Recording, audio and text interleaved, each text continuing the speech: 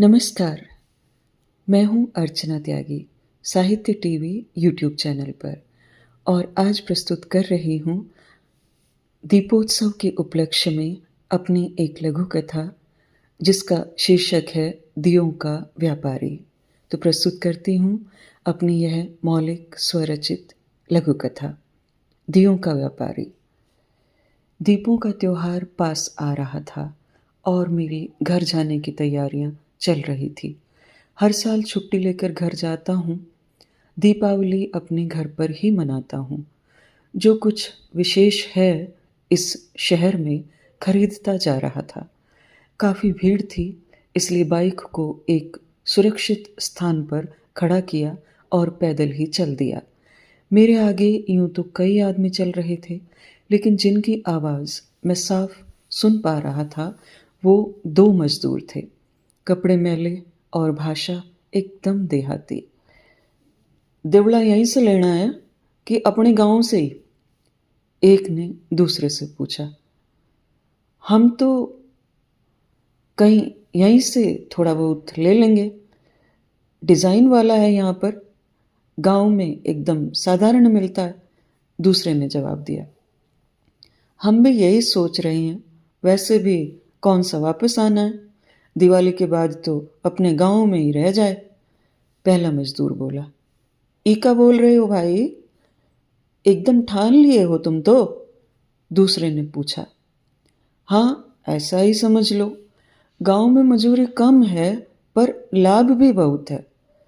शिवजी का मंदिर में महीने का 2 दिन तो भंडारा हो जाए, थोड़ा बर्तन भांडा मांझ देते तो परिवार का पेट भर जाए।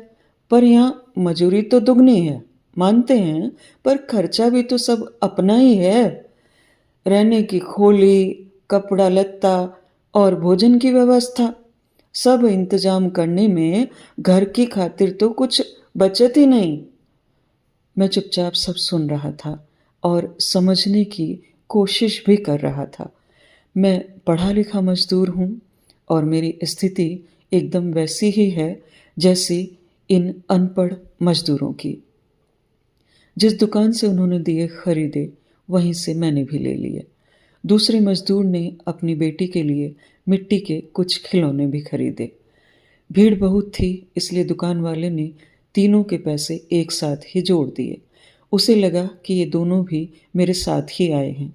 मैंने यह कहते हुए पैसे दे दिए कि भीड़ ज़्यादा है तो यहाँ से निकलकर हिसाब कर लेंगे। वे दोनों मेरे साथ ही बाजार से बाहर आ गए।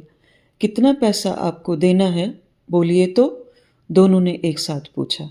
कुछ भी नहीं भाई, यह मेरी तरफ से दिवाली का उपहार है तुम दोनों के लिए।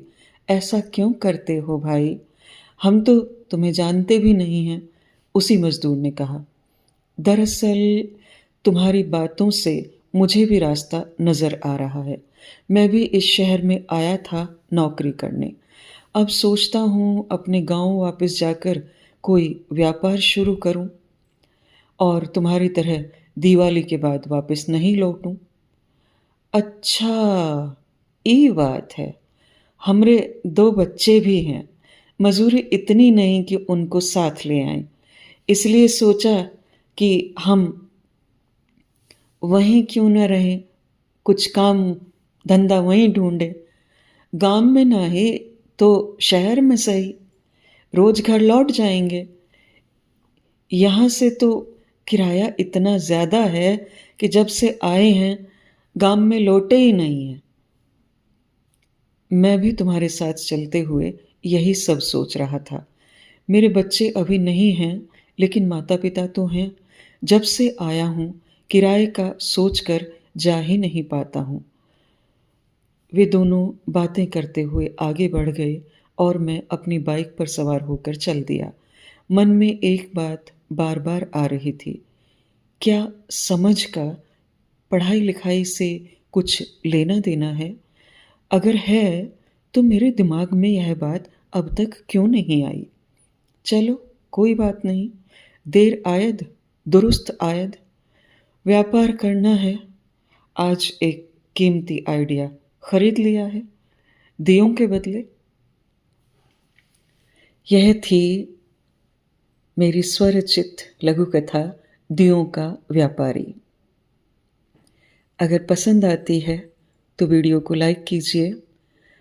कमेंट बॉक्स में अपने संस्मरण आप भी साझा कीजिए और हाँ, दीपोत्सव पर वीडियो को अपने परिचितों के साथ साझा करना बिल्कुल नहीं भूलें और चैनल को सब्सक्राइब करें। धन्यवाद।